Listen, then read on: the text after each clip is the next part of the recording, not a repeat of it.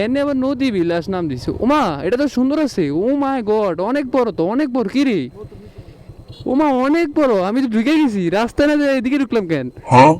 ও ভাই, অনেক বিশাল বড় জায়গা নিয়ে করছো তো এটা, বিশাল বড় জায়গা নিয়ে করছো। উফ, কুড়ে টুরে ওরে আর ওয়ান ফাইভ দেই। আমি তো ভাবছি মানে দূরের থেকে দেখছি একেবারে বাস্তবে যেন আর ওয়ান ফাইভ, সামনে থেকে খেলনা আর ওয়ান ফাইভ। চেক এটা মানে নতুন করতেছে, এখনো মনে হয় চালু হয় না মেবি। সেই তো জায়গাটা এখনো মেবি একটা ইয়া করবে, যে এখনো মানুষ চালু হয় নাই। হ্যাঁ বাপরে, জীবনে কাফল দিতে পারলাম না, যেটি দেখতে লিতে খালি দেখ কাফল দিলে এটা একের জায়গা বেস্ট একটা জায়গা কইতে আরাম। যাক এখানের জায়গাটা দেখেন, অস্থির ভাই অস্থির, প্রেমে পড়ে গেছি জাস্ট জায়গাটার। আমি বাইকটা সাইড করি, সাইড করে আপনাদেরকে দেখাইতাছি।